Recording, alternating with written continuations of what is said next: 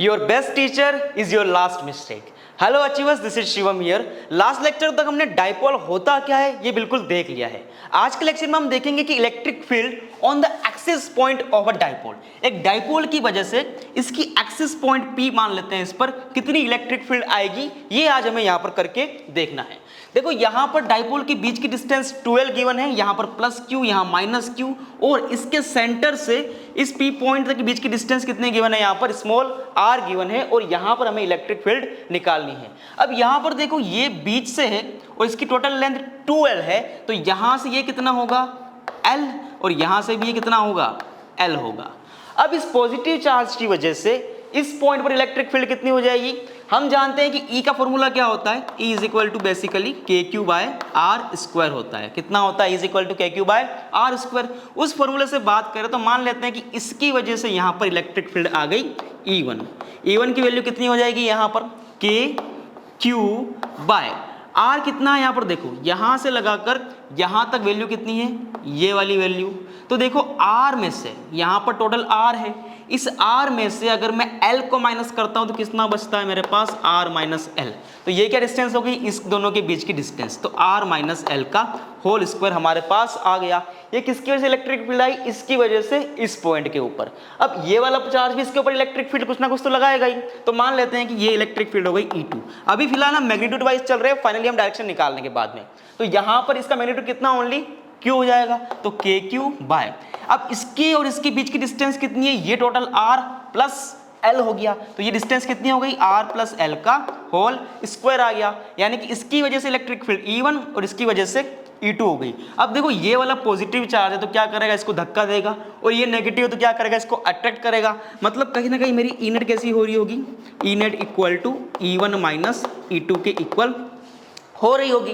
तो अब यहाँ पर मेरा E1 है कितना, ये रहा मेरा E1 is equal to KQ by R minus L का होल स्क्वायर, माइनस E2 कितना है, KQ by R plus L का होल स्क्वायर। अब इसको सोल्व करना है, किसकी वैल्यू निकल जाएगी हमारी, E नेट आ जाएगा। तो सोल्व करके देखते हैं इसको, तो E नेट इक्वल टू, यहाँ पर देखो KQ क्या है, कॉमन है, कॉमन निकाल दिया यहाँ से, तो यहाँ पर कितना बचा, अंदर बचा, इसका एलसीएम ले लेते हैं, तो यहाँ पर मेरा हो जाएगा R प्लस L का whole square minus R minus L का होल स्क्वायर, एंड यहाँ आएगा R माइनस L का होल स्क्वायर, देन यहाँ पर R प्लस L का होल स्क्वायर आ जाएगा। बहुत बढ़िया। अब क्या कर सकते हैं, यहाँ पर देखो, यहाँ पर अगर हम ब्रैकेट को ओपन करते हैं तो यहाँ बचता है KQ and R square plus L square plus 2RL, यहाँ से देखो माइनस R स्क्वायर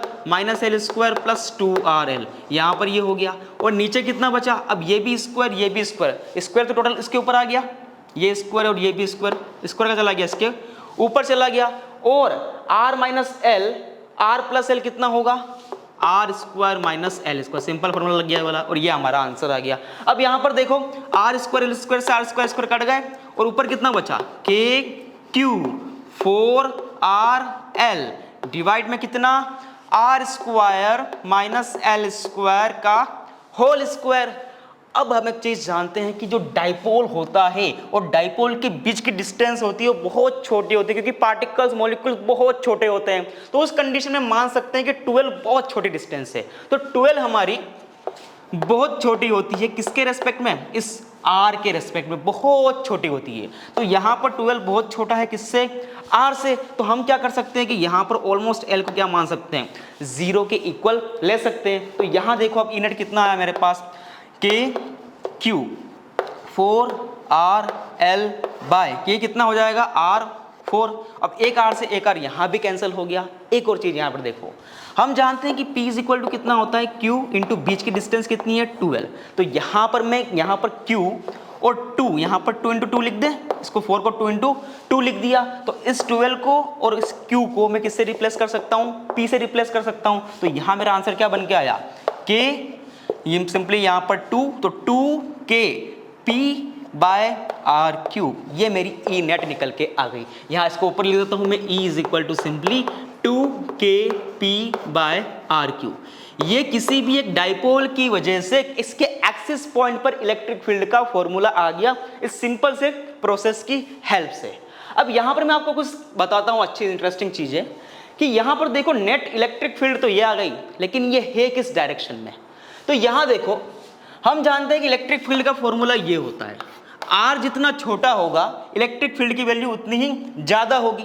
तो यहाँ पर देखो कि प्लस क्यू इसके पास ज़्यादा क्लोज है कि माइनस क्यू, देख सकते हैं कि प्लस क्यू इसके पास ज़्यादा क्लोज है, मतलब इसकी वजह से इलेक्ट्रिक फील्ड इस पर ज़्यादा होगी और इसकी वजह से क्या होगी, कम होगी। तो इसकी वजह से इलेक्ट्रिक फील्ड मान लेते हैं यहाँ पर है, क्योंकि पॉजिटिव चार्ज है तो इलेक्ट्रिक फील्ड इससे दूर होती है और नेगेटिव चार्ज की वजह से इस तरफ होगी।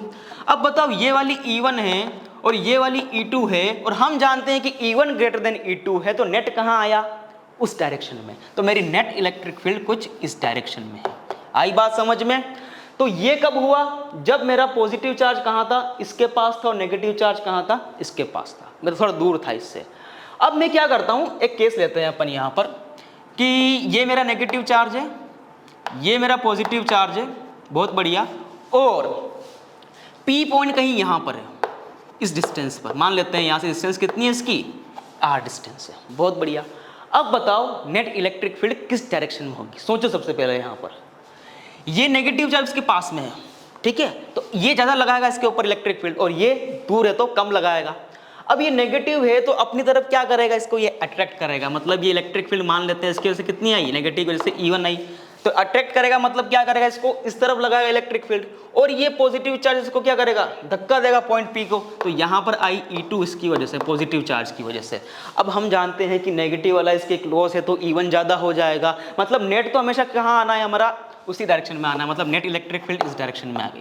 तो यहाँ पर देखो कोई फर्क नहीं पड़ता है कि चार्ज कौन सा वाला पॉइंट P हमारा किस चार्ज के पास है, इलेक्ट्रिक फील्ड की डायरेक्शन ऑलवेज कहाँ होगी, इस डायरेक्शन में होगी। यहाँ से हम देख सकते हैं, देखो इस केस में भी इलेक्ट्रिक फील्ड यहीं पर डायरेक्शन में थी और इस केस में भी इलेक्ट्रिक फील्ड इसी डायरेक्शन में है। इसको कंप्लीट करते हैं, इसके बाद हम नेक्स्ट कुछ केस लेके देखते हैं। अब यहाँ पर देखो कि इलेक्ट्रिक फील्ड तो यहाँ पर निकल के आ गई, ये है मैग्नीट्यूड फॉर्म में। अब हमें निकालना है इसका वेक्टर फॉर्म। तो यहां पर एक चीज देखो कि E इज इक्वल टू कितना लिखा हुआ है, 2kp/r³। यहां पर P एक वेक्टर क्वांटिटी होती है जिसकी डायरेक्शन नेगेटिव टू पॉजिटिव होती है, मतलब P की डायरेक्शन कहां पर है मेरी, इस डायरेक्शन में, बहुत बढ़िया। E भी मेरी क्या है, एक वेक्टर क्वांटिटी है। तो अगर यहां पर देखें कि इलेक्ट्रिक फील्ड भी इस डायरेक्शन में है एंड P भी इस डायरेक्शन में है, तो direction of P and E is same, दोनों की डायरेक्शन क्या है, बिल्कुल यहाँ पर सेम है। तो यहाँ पर हम लिख सकते हैं कि E vector equal to 2kp/r³, दोनों की डायरेक्शन यहाँ पर सेम हो गई। तो यहाँ पर ये क्या निकल के आ गया, इसका वेक्टर फॉर्म निकल के आ गया, इसको बोलते हैं वेक्टर फॉर्म। ये हुआ पूरी हमारे कह सकते हैं इंट्रोडक्शन किसका, electric field on the axis of a dipole. अब नेक्स्ट देखते हैं इसके परपेंडिकुलर बाइसेक्टर पर क्या इफेक्ट आएगा डाइपोल की वजह से। नेक्स्ट हम देखते हैं यहां पर electric field on the perpendicular bisector of a dipole. ये मेरा एक डाइपोल गिवन है, इसकी इस मिड पॉइंट से, ये वाला इसका मिड पॉइंट है डाइपोल का, इससे परपेंडिकुलर बाइसेक्टर जो जा रहा है इस पॉइंट P पर मुझे क्या निकालना है, इलेक्ट्रिक फील्ड निकालनी है। तो देखो यहाँ पर कुछ अजम्पशन लेके चलते हैं कि मान लेते हैं कि यहाँ से हमने इसको मिला दिया, ये हम इसको मिला रहे हैं इस तरीके से, ये मिला दिया हमने, क्या बन गया यहाँ पर, एक ट्राइंगल बन गया, और मान लिया कि एंगल कितना है हमारे पास, थीटा है, ये भी थीटा हो जाएगा। ओके, अब देखो इस -q, सबसे पहले काम करते हैं कि इसकी डिस्टेंस निकाल लेते हैं, ये कितनी डिस्टेंस है। तो देखो इस ट्राइंगल में बात करें तो ये परपेंडिकुलर बाइसेक्टर है, तो ये भी कितना है, L, और ये भी कितना है, L है, बहुत बढ़िया। अब ये L है और ये R है, तो ये कितना हो जाएगा, √r² + L², और ये भी बिल्कुल सेम रहेगा, √r² + L²। अब यहाँ पर देखो कि अगर मैं इस पॉइंट की वजह से यहाँ पर इलेक्ट्रिक फील्ड निकालता हूँ तो मेरा फॉर्मूला क्या होता है, E is equal to KQ/r², ये कितना हो जाएगा, इसका स्क्वायर करेंगे तो ओनली r² + L² आएगा, इस डिस्टेंस का स्क्वायर। और इसके लिए बात करें तो कितना हो जाएगा, फिर से KQ/r² + L², मतलब कि चार्ज 1 की वजह से निकालो और चार्ज 2 की वजह से निकालो, इलेक्ट्रिक फील्ड की वैल्यू क्या है, ऑलवेज सेम है। बात समझ में आई। इसकी वजह से भी कितनी है, इस चार्ज की वजह से इतनी रहेगी, इस चार्ज की वजह से भी इस पॉइंट पर कितनी रहेगी, इतनी रहेगी। तो चेंज किसका आएगा, ओनली डायरेक्शन का, और वही हमें देखना है। अब यहाँ पर देखो ये -q चार्ज है, इसकी वजह से इस पॉइंट पर इलेक्ट्रिक फील्ड किस डायरेक्शन में होगी, तो देखो नेगेटिव चार्ज क्या करता है, अट्रैक्ट करता है, तो इलेक्ट्रिक फील्ड कहाँ है, कुछ इस डायरेक्शन में आएगी, इलेक्ट्रिक फील्ड मेरी इस डायरेक्शन में आएगी, ये हो गई इसकी E। किसकी वजह से हुई है? इसकी वजह से। अब नेक्स्ट देखो, ये क्या है? Positive charge. ये क्या करेगा? इसको रिपल करेगा। तो ये क्या करेगा? इलेक्ट्रिक फील्ड कुछ इस डायरेक्शन में लगाएगा। ये यहाँ पर E आ गया, ये बात हमें समझ में आ गई। अब देखो मेन चीज समझने वाली यहाँ पर, अगर मैं यहाँ पर एक लाइन खींचता हूँ तो देखो यहाँ पर Z बन रहा है, और Z में अगर ये एंगल थीटा है तो ये भी कितना हो जाएगा? थीटा हो जाएगा। और यहाँ पर देखो, अगर यहाँ पर एंगल थीटा है तो यहाँ पर भी कितना हो जाएगा? थीटा हो जाएगा। तो ये भी थीटा आ गया। अब इस E का इस डायरेक्शन में कंपोनेंट है तो कितना आएगा? E cos थीटा इस डायरेक्शन में कंपोनेंट, और ऊपर की ओर कितना आएगा? E sin theta. बहुत अच्छी बात। अब इसी E का यहाँ पर कंपोनेंट ले तो कितना आएगा? ग्रीन वाले का, इस वाले का, तो ये आता है again E cos theta, and यहाँ कितना आएगा? E sin theta. अब हम जानते हैं कि ये E और ये दोनों क्या है? बिल्कुल सेम है। तो ये वाला कंपोनेंट इसको क्या कर रहा है? कट कर रहा है, और नेट क्या आ रहा है? ये वाला और ये वाला जुड़ रहा है। तो इसकी वजह से, इन डाइपोल की वजह से इस पॉइंट P पर जो नेट इलेक्ट्रिक फील्ड आ रही है उसका फॉर्मूला कितना हो जाएगा? 2E cos theta, 2E cos theta. अब इसके लिए निकालनी है और आंसर निकल जाएगा। तो वही करके देखना है अब। तो E इक्वल टू, इसको E नेट को हम E नेट दे देते हैं, E net equal to 2 into E की वैल्यू कितनी थी? KQ by R square plus L square, तो KQ R square plus L square then cos theta. अब कोस थीटा कितना हो जाएगा? देखो यहाँ से L बाय दिस हो गया आपका काम। L बाय दिस कितना है? रूट में R square plus L square. इसको सोल्व करते हैं तो E नेट इक्वल टू, यहाँ पर देखो ये Q इंटू 2 इंटू L, ये किसके इक्वल होता है? P के इक्वल होता है। तो KP by R square plus L square 3/2 हो गया। अब फिर से हम जानते हैं कि ये डिस्टेंस जो 12 है बहुत छोटी है, तो L भी क्या होगी? बहुत छोटी होगी। तो L is very very very very very very less than R। तो यहाँ पर हम कह सकते हैं कि वैल्यू कितनी हो जाएगी? 0 हो जाएगी। तो मेरे यहाँ से E नेट कितना आ गया? Simply is equal to KP by R cube, KP by R cube. ये किसकी वैल्यू आ गई? इस डाइपोल की वजह से इस पॉइंट पर इलेक्ट्रिक फील्ड आ गई। किस डायरेक्शन में आई? तो नेट कहाँ है मेरा? पीछे की तरफ, इस डायरेक्शन में आई। मतलब डाइपोल इस तरीके से रखा है तो नेट इलेक्ट्रिक फील्ड इसके अपोजिट डायरेक्शन में आएगी। अब ये तो था क्या? इसका मैग्नीट्यूड फॉर्म। अब बात करते हैं इसके वेक्टर फॉर्म की। तो हम यहाँ पर कह सकते हैं कि P की डायरेक्शन इस तरफ है और E नेट की कहाँ है? इस तरफ है। मतलब कि E net and P vector are in opposite direction. किसमें है ये? Opposite direction. इसका मतलब अगर मैं इसको वेक्टर फॉर्म में लिखूंगा तो मैं क्या लिखूंगा? E नेट या E वेक्टर मान लेते हैं जिसको, is equal to minus KP vector by R cube. क्या हो जाएगा? Minus KP vector by R cube. कि नेट जो है मेरा वो P से अपोजिट डायरेक्शन में, ये इसका क्या हो गया? यहाँ पर वेक्टर फॉर्म हो गया। तो यहाँ पर हमने क्या देखा? सबसे पहले हमने देखा एक्सिस पॉइंट पर electric field KP by R cube. Then यहाँ पर आई हमारे पास किसकी वजह से? बाइसेक्टर की वजह से minus KP by R cube. ठीक है। अब इसका हम क्या करेंगे? एक जनरल केस लेके देखेंगे। ये अगर ना एक्सिस हो ना परपेंडिकुलर बाइसेक्टर हो तब कैसे करना है इस क्वेश्चन को। हम इसकी यहाँ पर देखते हैं जनरलाइज्ड फॉर्म कि यहाँ पर मेरे पास एक डाइपोल है, फिर से डिस्टेंस के बीच के 12 है, और पॉइंट P पर हम डिस्टेंस R पर हमें इलेक्ट्रिक फील्ड निकालनी है। लेकिन अब ये पॉइंट P जो है ना तो इसके परपेंडिकुलर बाइसेक्टर पर है और ना ही इसके एक्सिस पर है। तो देखते हैं अब हम यहाँ पर क्या कर सकते हैं। सबसे पहले यहाँ पर देखो कि अगर मान लो कि ये मेरा एक डाइपोल, बेसिकली क्या बन रहा है? डाइपोल मोमेंट बन रहा है ना। तो मान लिया कि इसका डाइपोल मोमेंट क्या आया मेरे पास? टोटल P आया। क्या है? डाइपोल मोमेंट P, जिसकी वैल्यू कितनी होती है? P is equal to Q into 12 के इक्वल होती है। ठीक है। अब यहाँ पर देखो ये P इस डायरेक्शन में है और ये एंगल कितना है? थीटा है। तो यहाँ पर अगर मैं इसके दो कंपोनेंट करता हूँ, जो एक क्या कहलाएगा मेरा? ये वाला, ये हो जाएगा मेरा P कोस थीटा, एंड एक आएगा इसके परपेंडिकुलर में जो होगा P साइन थीटा। यहाँ पर एक ये और एक ये, यानी कि मैंने डाइपोल मोमेंट के दो कंपोनेंट कर दिए। एक इस थीटा की हेल्प से एक आया P कोस थीटा, दूसरा आया P साइन थीटा, जैसे नॉर्मली हम करते हैं वो वाला। अब देखो यहाँ पर ये मेरे पास एक डाइपोल है जिसका डाइपोल मोमेंट मुझे कितना गिवन है? P cos थीटा गिवन है, इसके एक्सिस पॉइंट पर क्या है, डिस्टेंस r पर मुझे इलेक्ट्रिक फील्ड निकालनी है, एंड ये मेरा एक डाइपोल है और इसके परपेंडिकुलर बाइसेक्टर को मुझे क्या निकालनी है, इलेक्ट्रिक फील्ड निकालनी है। तो हो गया क्वेश्चन आपका आसान।